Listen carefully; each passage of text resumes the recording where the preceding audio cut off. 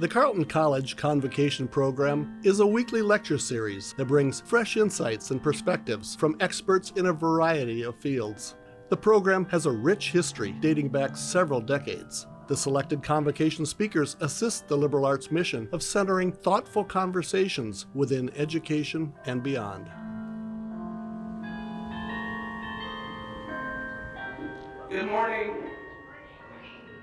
Happy Valentine's Day. Yeah.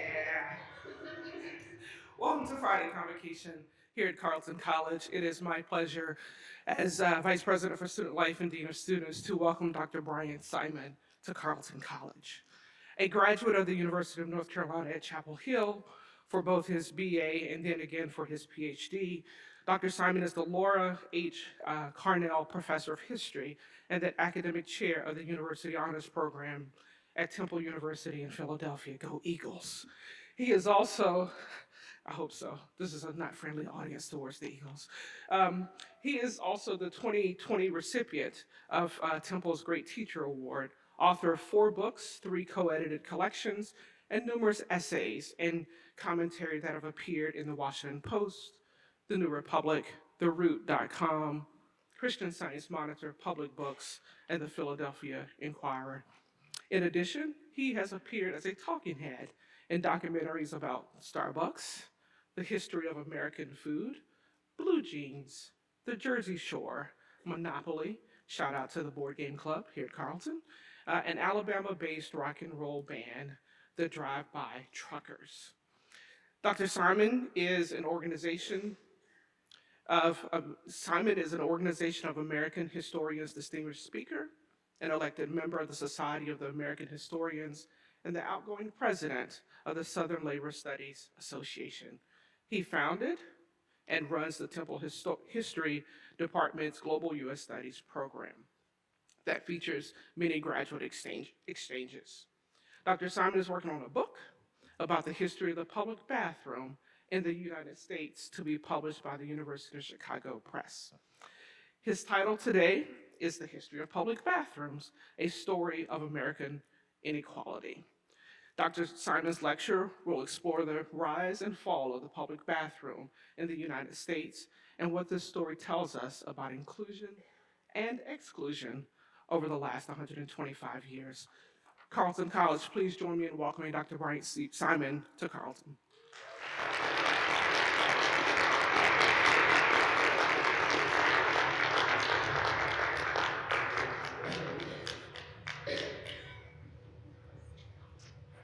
Well, thank you for coming out on a Friday, though I know this is part of your university tradition, but also on Valentine's Day. And I couldn't be happier to be anywhere but here, not even at the Eagles Super Bowl parade in Philadelphia today. Go Birds. But I first wanted to thank the people here at Carleton. I have barely been here for, I think, 9 hours or 10 hours, but I have benefited from their warmth and graciousness in a difficult travel day yesterday. They were really great. So thanks, everybody. And so yeah, I want to talk about public bathrooms. And like any research project, I want to start with a question that you have all experienced. And that is a question of why there's so few public bathrooms in the United States. And you know, this is a comparative question, but again, it's, I think, a really US question. And we really do have a distinctly few number of public bathrooms in this country. Kind of global surveys would suggest that we are somewhere in the mid-50s for the world in the number of public bathrooms per capita. We are tied with Botswana, and this is no shade on Botswana, but it's not the country that we normally compete with when it comes to expenditure for infrastructure. And I just have on the right side of this slide something, I mean, that is kind of remarkable to think about. In 2020, someone did an inventory of public bathrooms in Washington, D.C., the nation's capital, a city that hosts some of the largest number of tourists in the country, that also has a crippling homelessness problem. And in that city of 700,000 people, there are 2 public bathrooms. So I want to suggest, right, like, how do I answer this question? How do we get here? And I'm a historian, so I'm going to answer this by exploring the past. And I also want to, in the course of this conversation, offer up a few propositions, but my job is also as a speaker is to convince you of a couple things. And the first thing that I want to convince you of is that bathrooms matter. That studying public bathrooms matter and they can tell us something beyond our own bodily convenience. This is the first thing I want to convince you of. The second thing I think it's probably easy to convince you of, but I want to talk about is that public life, just being away from your house, demands a bathroom. It's a kind of portal to public life. And so I want us to think about that, but I also want to think about what that requires. And that requires a modicum of privacy. And this is something I'm going to keep coming back to. The third thing I want to convince you of is that public bathrooms were used, and that I want to kind of lean into that verb, were used to make the United States over the last 120 years less equal. That their job, in some ways, became a kind of, if it's an access point, was narrowing that access point. And that had broad repercussions. And the last thing I want to convince you of, though I don't think I have to, is for you just to think for a moment. I want to argue that bathrooms make map makers of all of us. That when we leave the house in the morning or in the afternoon, in some ways, we're making a mental inventory of where we can find bathrooms. And that map, if you draw your map, says something about the way you were imagined by others. That map, for me, as white appearing cisgender with gray hair, is and male, which is a kind of privilege when it comes to excretion, is pretty broad. But that map narrows for people, and we are learning that right now, right? Of the assault on trans people in this country, using the bathroom as the point in the pivot. That story I want to come back to, right, is not a new story. It doesn't mean it doesn't hurt. It doesn't mean it isn't pointed, but it's not a new story. So those are some of the things I hope to convince you of.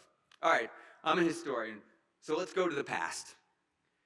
And the past is interesting in this case, because the past will tell us that in this country, this bathroom challenge country, we built public bathrooms. We built thousands of them in between the 1880s and 1920s. And we built bathrooms that we were so proud of that mayors hosted press conferences, had ribbon cutting ceremonies, and bragged about how much they spent on their public bathrooms. Hard to imagine that today. But again, and I think this points to one other thing I want us to think about is not only did we build public bathrooms, we had this infrastructure and we tore it down. Yet, we still need to go to the bathroom. We tore down something that we need. And so I want us to kind of have that in the back of our heads. And this is I need to apologize for the PowerPoint anyways, but I was joking earlier. PowerPoints for people my age are just excuses for people your age, for students to make fun of us, right? So I'm leaning into that, right? Like, and this map I'm leaning into its crappiness, but it's also, oh, sorry, I'm trying not to pun. But this just gets a sense of these maps are not individual public bathrooms, but what cities opened public bathrooms between 1895 and 1920. And so again, I just want to visually represent this commitment to building this infrastructure in the past in the United States. This, in many ways, I think, is the most important slide of the whole presentation, or this part. This is, I took this picture and that's why it's a little off kilter. But this is the public bathroom in the train station in St. Louis, built at the turn of the century. But just think about this for a moment. Not only between 1880 and 1920 did the United States invest heavily in public bathrooms, but they invested in beautiful spaces. They were saying to people that they honored them. What else would an echo of Versailles indicate, right? That they honored their publicness, their bodies, and they cared about them. This is very important, right? So it's not just that we built public bathrooms, not just that we boasted about them, but these were, in a sense, palaces to the people and to their bodies. And again, this is a sense of, I mean, as of almost anything I'm going to show you, that the past is a foreign land. This is a completely foreign concept. This bathroom is still open. It's not so ornate inside, but it is in fact open. So again, I want us to think about this moment where there was a commitment to people's bodies, to people's publicness, and what it means to kind of lose that. So, all right, I know this is a kind of like a lot of text, but I also wanted to use all this text to explain why there was this kind of burst of public bathroom building between the 1880s and 1920s, but also to underscore a point about interdisciplinarity. That in studying public bathrooms, it requires me, and it requires to think, to move across disciplinary boundaries. Like we were just touching on architecture for a minute. But the first thing, right, is this period between the 1880s and 1920s is a period of massive urban growth in this country. It is, think Brooklyn Bridge, right? Think streetcar suburbs. This is a period of massive urban growth, right? That density is going to demand some new solutions to problems. Kind of pretty simple. This is also, in a very related way, a period where people in this country are beginning to think about government in different ways. They are beginning to recognize the limits of the private sector. The private sector's ability to clean up, the private sector's ability to take away trash, the private sector's ability to provide the things they need. And this is an opening where people are beginning to look to the government for a solution. We often call this the progressive era, right? But a moment where people are reimagining government, and public bathrooms are part of this, right? Obviously cities are getting bigger, but this is creating a very practical problem. People are not working down the street. People are going to Coney Island and other places. They can't just run home to use a facility. So space is becoming part of an issue. This is also a moment when the idea of where germs came from is completely blown open. And there's an emphasis on cleanliness, right? And so that emphasis gets translated into a lot of different things. Public baths, public bathrooms, water fountains, right? An attempt to kind of create a healthier public. This is also an interesting moment, right? Many of you know this. This is the moment when people are beginning to push for prohibition, the outlawing of alcohol. And public bathrooms have a very interesting intersection here. There aren't many public bathrooms. There particularly aren't public bathrooms in working class neighborhoods. So where can men use a toilet? The saloon. But people are generally polite, and they buy a beer in exchange for using the toilet. And the fear of prohibitionists is, well, they can't just stop at one beer. And some of the strongest supporters, it's kind of a funny story, in favor of public bathrooms are prohibitionists. Many of them women and suffragists who write are worried that men are going to, in the need for a toilet, are going to spend their week's wages in a bar. And actually, when saloon owners are polled about this, they actually say their most effective kind of draw is the toilet, more than free meals. which is kind of like funny unknown story, right?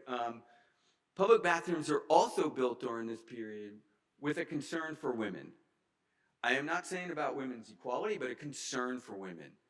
And women in this kind of growing city are working more away from home for wages. They are shopping more. They are engaged in more entertainment. And there's a sense that they need a place to use when they're away from home. Ultimately, I'd say two things are really important here. The push for public bathrooms beyond anything else is from the upper and middle classes because they want their world to be more expansive. They want an infrastructure built for them. And they're willing to push government to do so. But the last point is, and I'll come back to this, I promise again, is they have new ideas about privacy and about shame. And they want the public world to protect those feelings. And again, we'll come back to this, but right? So there's all these different kinds of kind of demographic things, technical things, kind of intellectual knowledge things happen at the same time, kind of pressing for more public bathrooms. So public bathrooms are built, and I just want a couple side notes here, right, that'll help us understand what's happening, but also underscoring my point about public bathrooms matter and that they're a kind of lever for inequality. On, I don't know, that side is what a public bathroom looked like in the 1870s. So you have to think about this for a moment. If you're living in an apartment building, if you're living obviously in a tenement, if you need to use a toilet, you have to go outside. You have to leave your apartment and go outside. Think about this in Minnesota. And you would go in one of these all wood structures. Just think about that for a second. And this might have been used by 20 families. And, right, there is no sex segregation in these places. It just didn't exist as a concept. Public bathrooms, when they are built as public bathrooms, will from the very beginning insist on sex segregation along a gender binary, men and women. And I would argue, right, here's a case, right, this isn't reflecting what people think. This is going to 5 times a day, 10 times a day, over the course of a lifetime, create a set of ideas about gender. You are male because you use a male bathroom. I mean, I'm not saying there aren't other factors here, but right, it's creating a notion of who you are, dividing up people along those lines, and it's going to make it, as we know right now, harder to do something different with those spaces. So it's not just communicating, right? It's communicating a set of ideas. It will do the same about race. This is a set of bathroom doors from the South in the 1940s, right? Which is communicating in very clear and bodily ways racial inequality, what people deserve from government. Think back for a second, right, to that bathroom in that St. Louis train station, what it communicates about one's value. And then think about this set of doors and what it communicates about one's value to a black Southerner in the 1940s.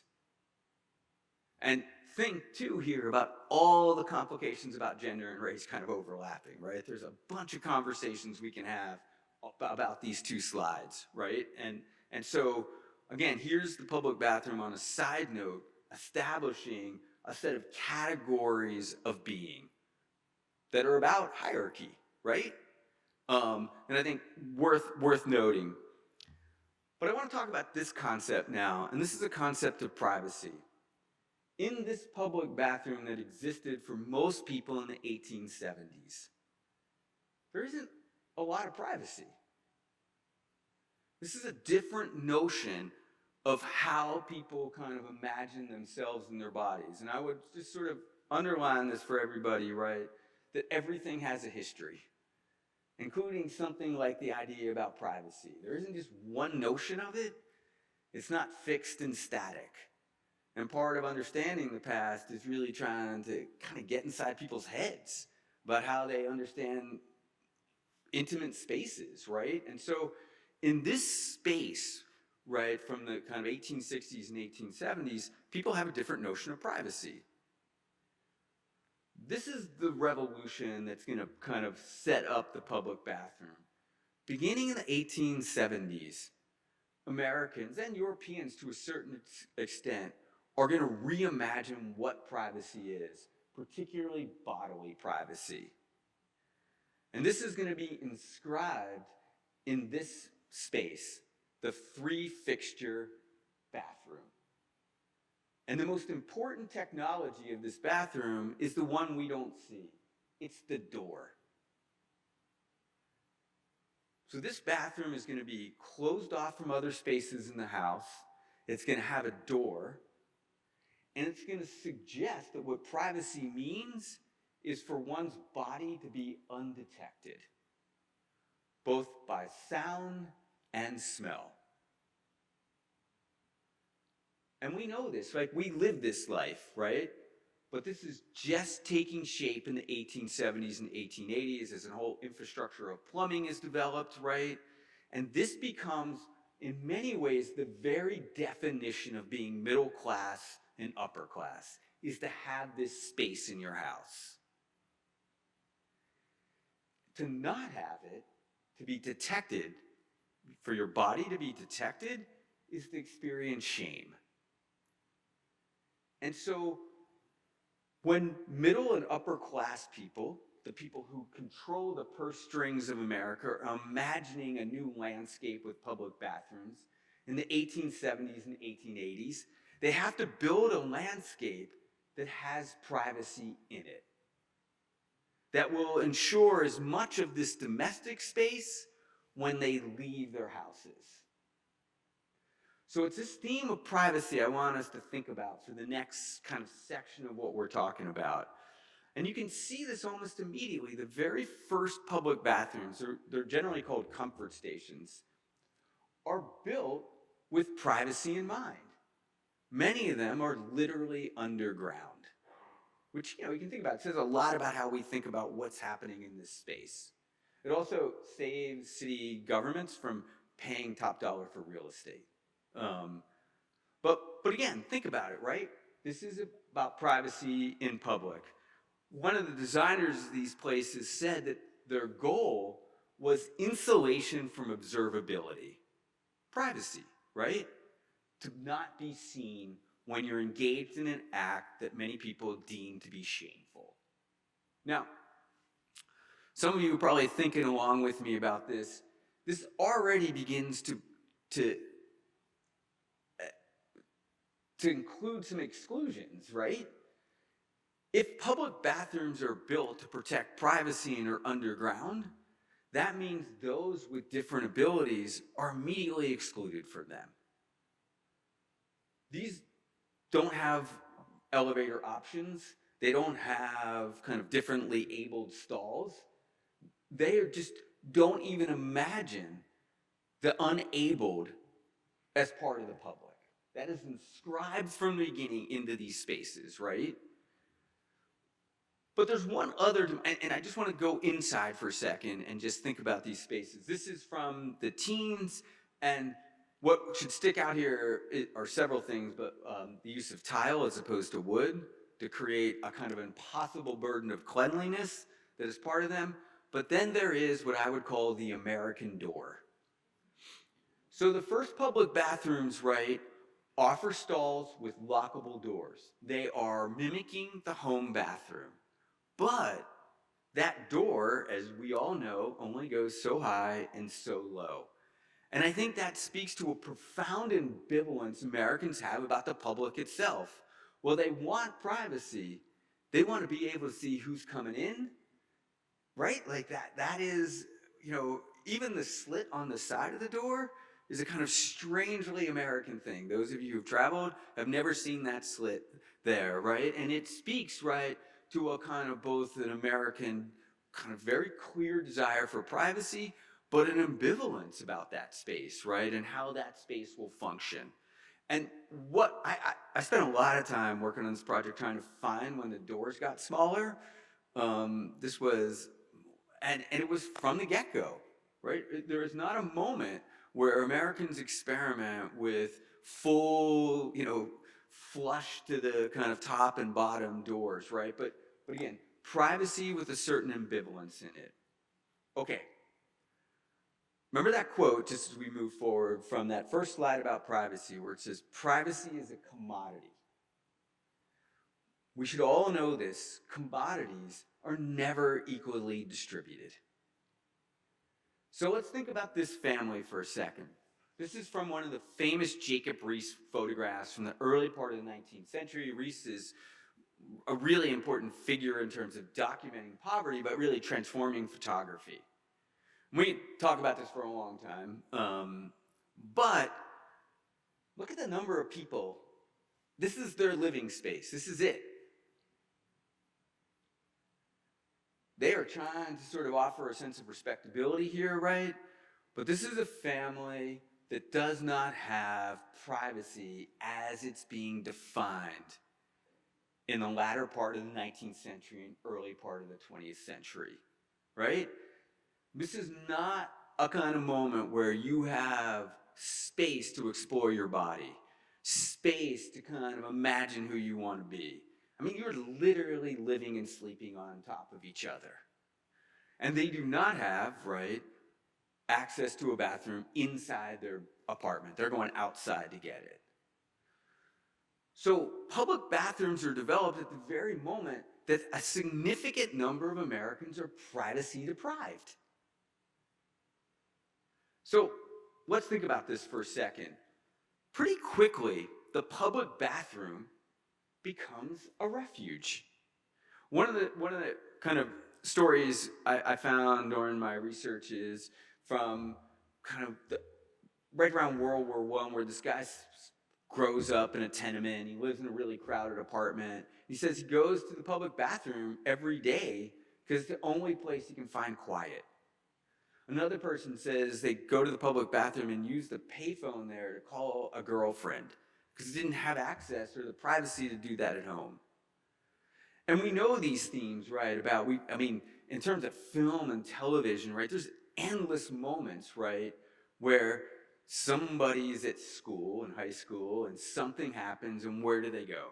They go to the bathroom because it offers the only kind of sliver of privacy in that space.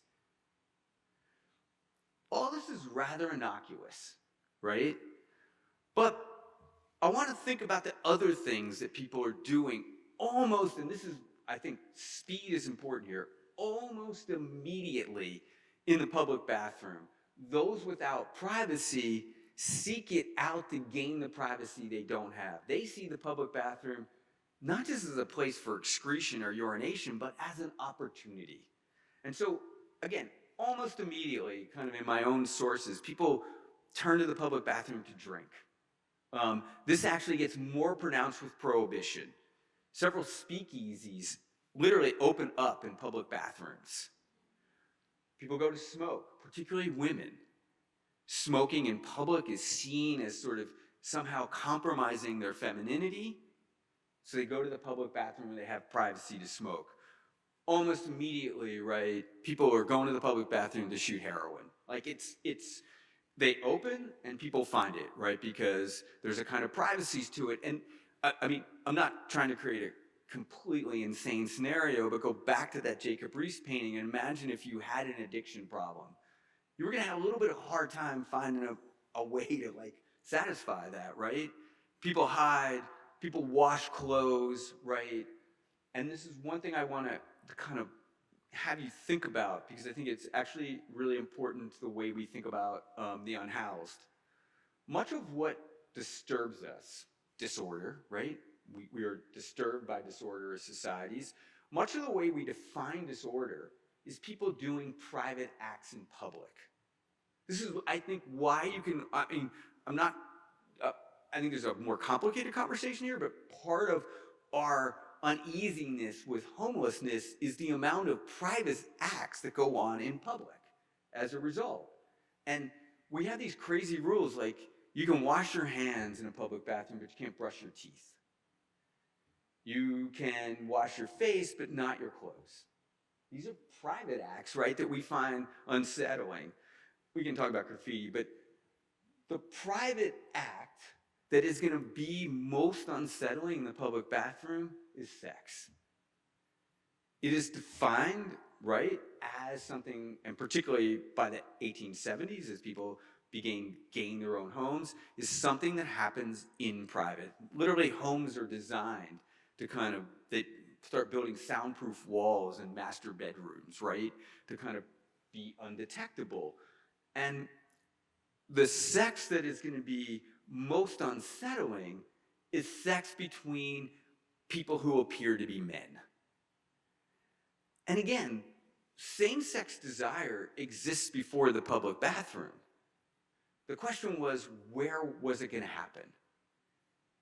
If you, again, go back to that crowded apartment and you were attracted to somebody else, where is that attraction going to happen? The public bathroom is seen as privacy for some and an opportunity for others. Almost immediately after public bathrooms open, look at that sort of evidence on one side. People discover men having sex. And almost immediately, people are unsettled, to say the least, by this. It is both a private act in public, and it is queer sex in a heteronormative world. This is unsettling. And the public bathroom will become associated with this kind of unsettling. So how do people respond to this? And here we can see elements of the beginning of the building of a kind of carceral solution, something we talk a lot about now, right? And so the first thing that happens, again, go back, almost as soon as the public bathrooms open, we have this evidence, right, that people are talking about. And evidence is one thing, but it also makes something visible. Something that existed before is now visible because it's happening in a public space. And I think this is a kind of important kind of component. But again, the responses to queer sex are almost immediate, and I will talk about this. But the first is surveillance. Cities begin to hire attendants, janitors, to surveil these spaces, to get their eyes into these spaces. And this will develop over the course of the 20th century. You'll have police officers like hiding in grates to look down at urinals. They'll have them drill holes into walls very early on. They will figure out how to use two-way mirrors. And this, by the 1950s, is the use of actually cameras to surveil these spaces. We won't talk about people's rights just yet. The second kind of response to queer sex is to criminalize it. And it's interesting, most of queer sex in public bathrooms is oral sex, which actually had not been explicitly outlawed in American kind of moral codes. Beginning, again, almost as soon as public bathrooms open, there is an explicit reference to oral sex. And almost as soon as public bathrooms open, police begin to develop a whole new kind of policing, of undercover policing. And this one scene is from a play called The American Way. But as early as 1914, Long Beach, California hires two out-of-work actors to essentially go into public bathrooms and act as if they're interested in sex with men. And they entrap them. And the crazy thing is they get paid on a piece rate. And if any of you know what that means, is they get paid for each arrest. And so if the more people they arrest, the more money they make. But the point I want to make is how quickly this happens, right? And so this is a carceral solution, right? Is surveillance, criminalization is happening. And the other response will be to disinvest in these places. Is to say the people using them, go back to my picture from St. Louis, are not valuable. I'm not going to invest in these spaces. And I am going to take away from these people privacy, the right that they have. Now, the response is, right, those with options will leave. right? Narrowing the kind of group of people who will use the public bathroom and making it again vulnerable to not be funded. Now, this will come to a point I want to make at the very end. In order to criminalize, to ostracize queer sex, everybody loses this opportunity of a public space. A rough equality is beginning that I'll come back to at the very end. But the last resort is to close the public bathroom. And this is done as a way of deliberately editing people out of urban spaces. Cities say, look, we surveilled these spaces, we arrested people, we can't stop this thing, so we're going to close the public bathroom. And this becomes a template, I would argue, of creating inequality at the bathroom door. A template that will get used over and over and over again in the 20th century in the United States to create a kind of inequality of intimate spaces. And this is another one of my bad maps, but you get the sense of charts, but you get the sense of like, this had been a project that people were bragging about, and now they're taking down these facilities. They're saying they're not worth maintaining because the people using them aren't worth their money. In fact, they talk again and again about perverts, right? They name the kind of problem as part of the reason to justify defunding these spaces. And so, again, you just take the example of New York, right? And I think it's kind of amazing to think about. In 1950, New York had 1,600 public bathrooms in the subway system. In 2010, there were 51. And after COVID, I think there's a dozen now. And anyone who has used the New York public subway system will know this is not the best place to find a bathroom. I just have to tell one kind of crazy side story. In Atlanta, in the 1980s, Atlanta opens up a public transportation system kind of commonly known as MARTA. Pretty soon after they do, and they have bathrooms. They're initially built with public bathrooms. Pretty soon after MARTA opens, they close the public bathrooms, saying men are having sex in them, people are breaking sinks, they can't maintain them anymore. The city of Atlanta, led by John Lewis and Annie Young, go back to MARTA and say, look, we need these public bathrooms. Like, people need to use them. MARTA's compromise was they would open their public bathrooms on a by-appointment basis. I mean, just the absurdity of that is so great. But that's how we think about public bathrooms in this on a by-appointment basis. So this closing, get back to one of my initial points, is narrowing our maps. And one of the really interesting things I think that happens as public bathrooms close is people disappear themselves. They talk about this all the time. I'm not going to eat. I'm not going to drink if I go out. I'm not going to go out. Trans kids talk about this all the time, about managing their bodies because of their fear of access. That makes it harder to identify the problem, right? And I think this is something to keep in mind. So again, part of what I want to suggest here, right, is a script of social editing that is learned in this early attempt to erase a queer presence from public bathrooms. That gets repeated throughout the 20th century, right? And we see it with desegregation. The breakdown of segregation in the South and in the rest of the country doesn't lead to the opening of integrated bathrooms. I mean, they're integrated, but really it leads to the closing of public bathrooms rather than deal with integration. When AIDS, HIV, sort of come on the scenes in the 1980s, and there's this public health scare that's actually very similar to the scare associated with integration of bodies, right? Public officials don't react by challenging the evidence. They close public bathrooms to get rid of the problem of the bodies of certain people they imagine to have this illness. Homelessness? The first reaction to the homeless problem in the 1980s, when it sparks, is to close public bathrooms. I don't want to pick on Atlanta, but this is just another example from Atlanta.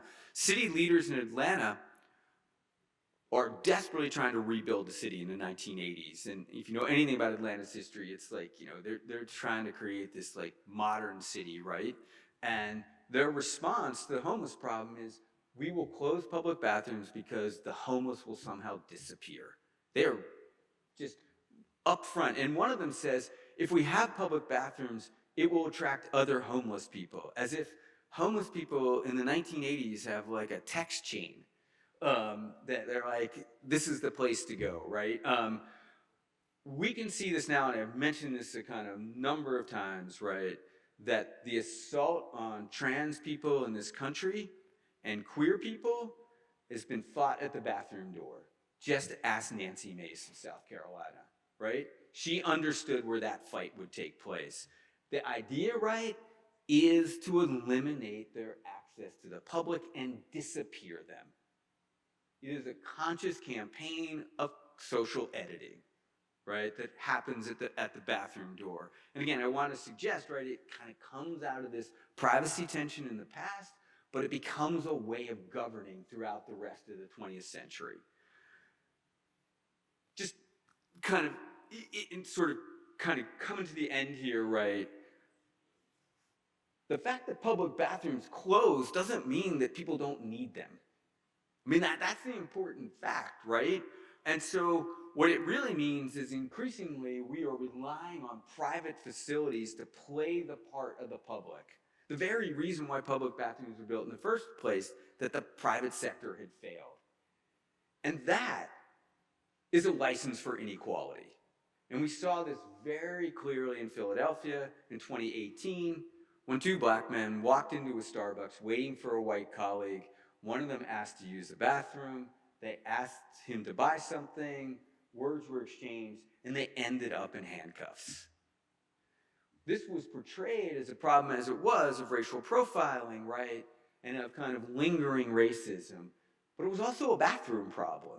Itself a problem of racism and lingering racial profiling, right? And so the turn to the private is an acceptance, I would argue, of inequality. Okay, there's one last irony to deal with, right? And that is the rough equality of inequality. The American kind of drive to create inequality at the bathroom door, has created a rough equality. We all now suffer from that opening slide of not enough public facilities. And this is a map of San Francisco and of defecation on San Francisco streets. Largely, as many of you know, San Francisco has a growing problem with the unhoused. At the same time, they have closed public bathrooms, and this has created a problem of open defecation, right? A problem not usually associated with the United States. But that becomes a problem that everybody experiences, both in its unpleasantness, its disease, right, and its kind of lingering effects on the city itself. And so part of what I want to argue, right, is that in the kind of push to make America less equal, more exclusive, we've created this rough equality of a public void that none of us have access to. So one last point, and then I'm happy to take questions. Things have gotten so bad in this country, so bad, that cities are finally reinvesting slightly in public bathrooms. But I think this trend is not, again, go back to my St. Louis slide and that beautiful bathroom. This is not to build palaces for the people. This is to manage this is a Band-Aid, to manage a problem and see if you can make it go away. In a sense, the public bathroom is engaged in one more disappearing act, which is the very problem that it created by not kind of robustly funding this. So again, I want to thank you for listening, thank you for spending part of your Valentine's Day with me, and I am really happy and eager to hear your thoughts and take your questions.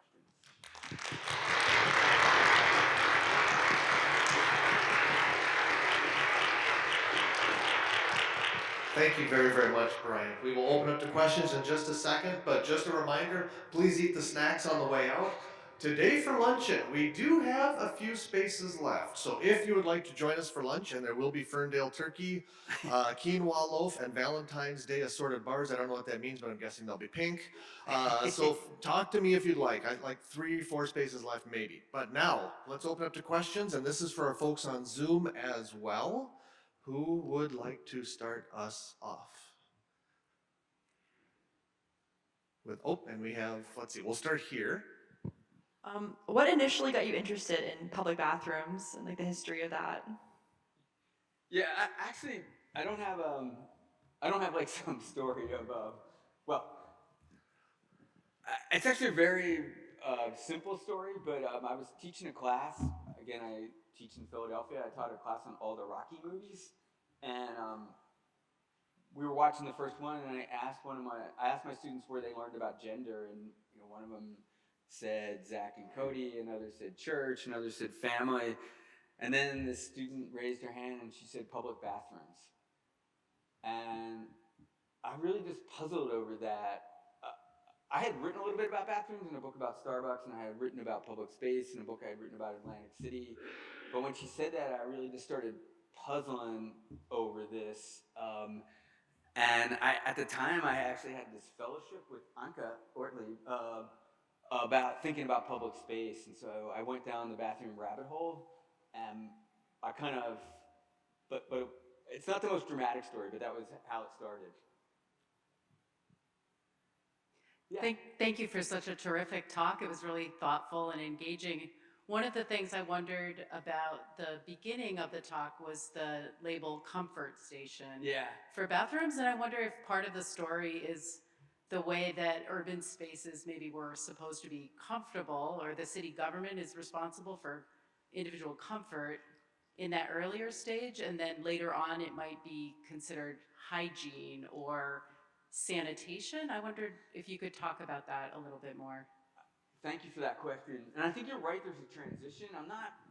At the beginning, they are really interested in hygiene as well and sanitation. It's like the beginning of that kind of movement. But I think you're right in the sense they are interested in comfort, but I think it's emotional comfort.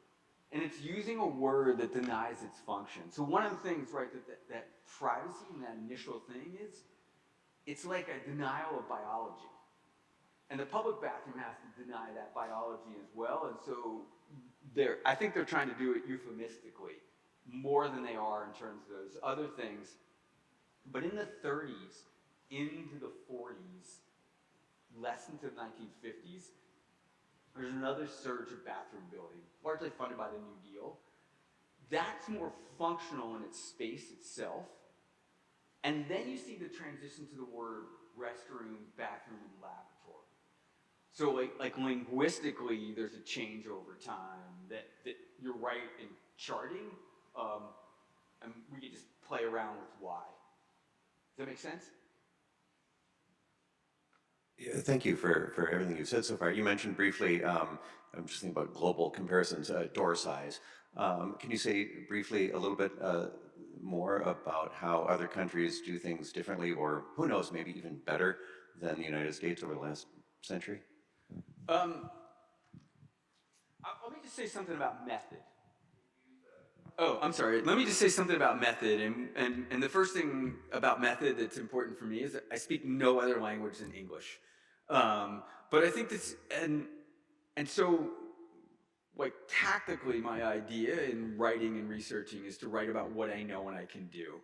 And so I feel like if I can tell this story well, and it's pretty big, then other people can draw the comparison. So like in the book I'm writing, I don't do any comparative work.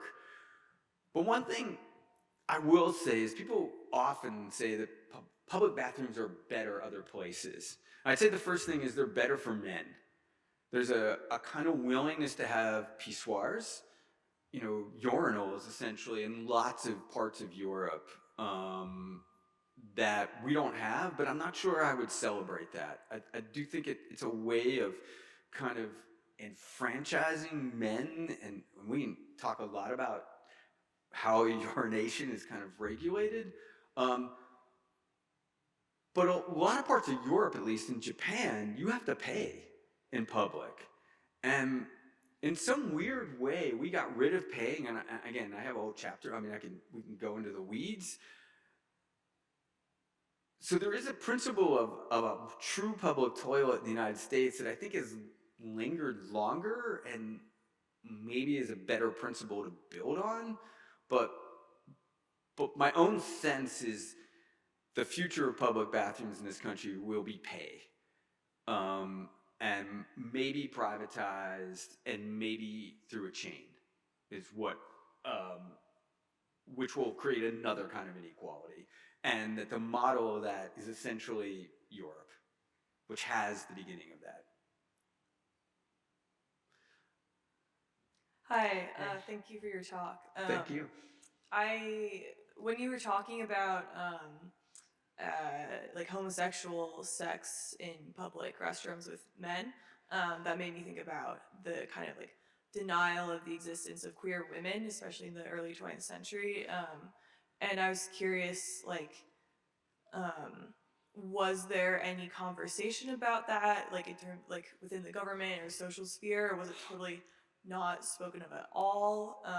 And kind of a follow up to that as well, like assuming that there wasn't that conversation, like was there ever any thought of, well, why don't we only close the male restrooms but not the female?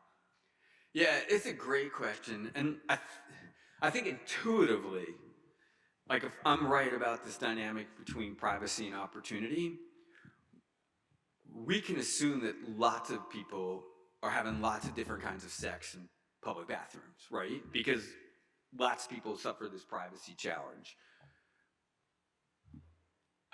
There's no panic, and it becomes a full-on panic by the 1950s. And both the way people talk about it and the way we commonly understand it and the way sociologists define a panic, it's entirely over presumed sex between presumed men. Completely. Like, I haven't found I found maybe 2 mentions of heterosexual sex in bathrooms. And it's like, it's unfortunate. None about queer sex between two like people who identify as women. And so that erasure is a really interesting question, even in those who want to police it, right?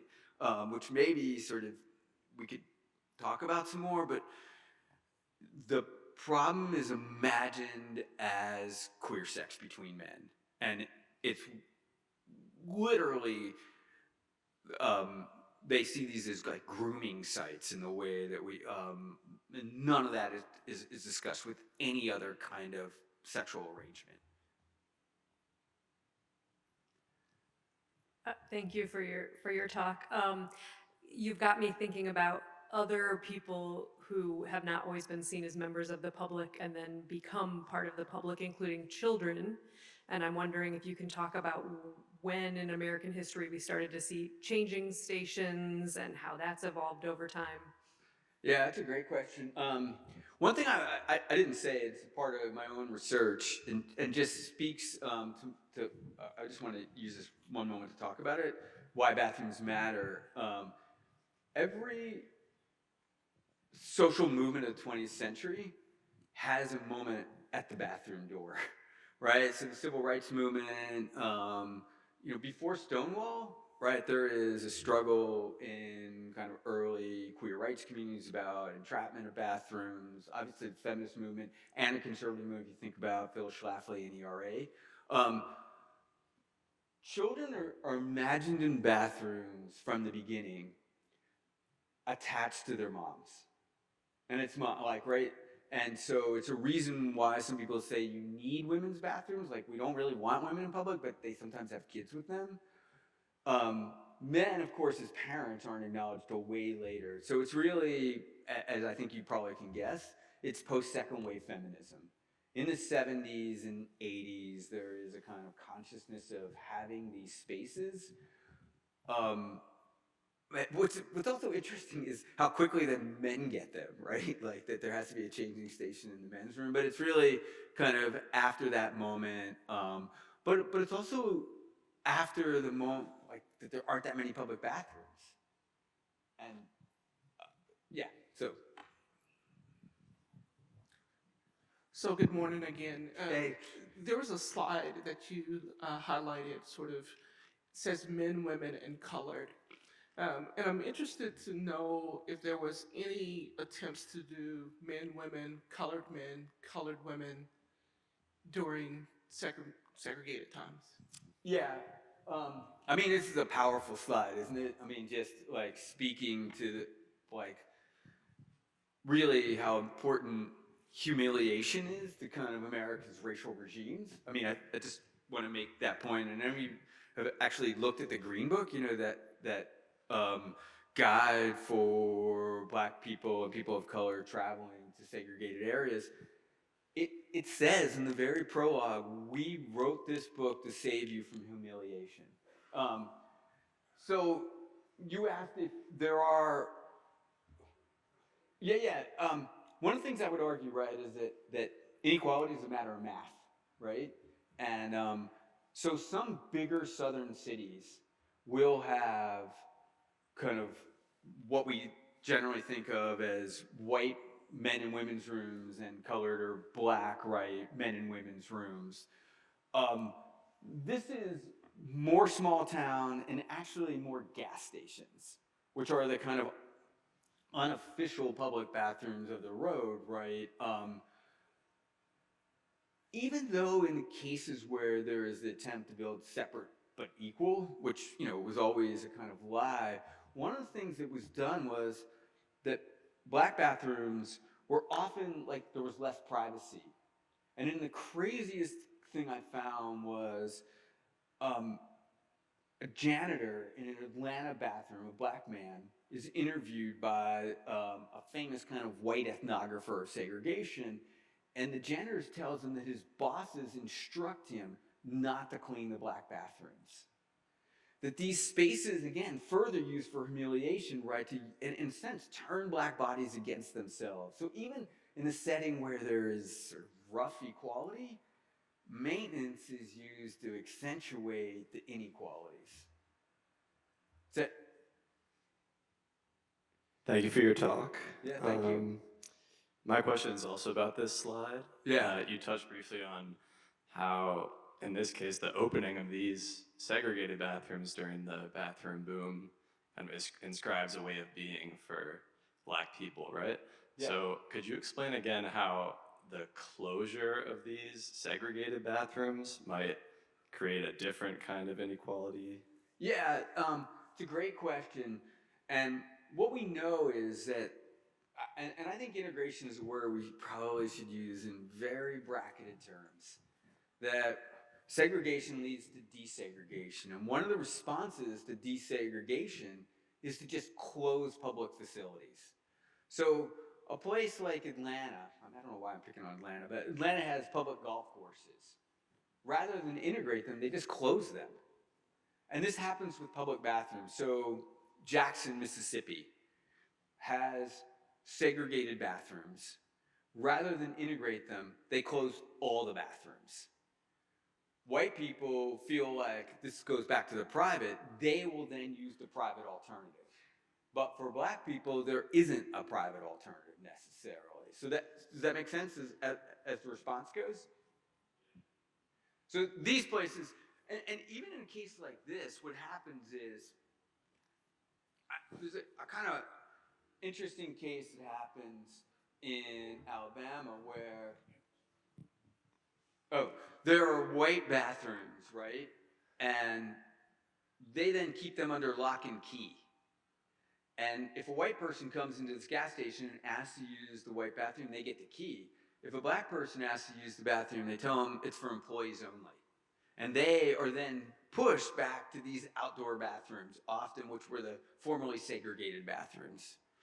The crazy thing about this is, it's just a kind of aside, is that the American government is they're sending FBI agents into the South in the 1960s to report on bathrooms. Like there's like these detailed reports on what bathrooms are open and what are not. And most of these sources for me came from FBI documents. Just not the place I would have thought I would find it. We're actually at time, but we're going to squeeze one more question in. It's not a question. I wanted to report on a situation I encountered in Atlanta. It was in the mid-90s. 5 Points is the center of the MARTA system, and there's a lot of eating places and a lot of, well, they were trying to get rid of all the homeless people in the downtown area, 99.9% of whom were black. There was a major McDonald's in the area that had a restroom, but this was the only restroom that all 4,000 of these people were using. It was actually unusable because they never cleaned it. It destroyed the whole restaurant. You couldn't eat in there because of the smell, but it was the only place that was available to the people who were homeless downtown or who came for business in the area. And that's the picture of it up there, but this was an open, nasty colored bathroom because of the homeless issue. They figured the fewer places they have to go to the bathroom, it'll make them go away. What they did after that, I don't know, but it was a horrible 2 or 3 years. We are at time now. Thank you for that, but thank you, Dr. Bryant. And if you have any concluding comments, of course, before we conclude. No, thank you all so much for being here and taking the time. Well, thank you again for being here, and thank you all for being here as well.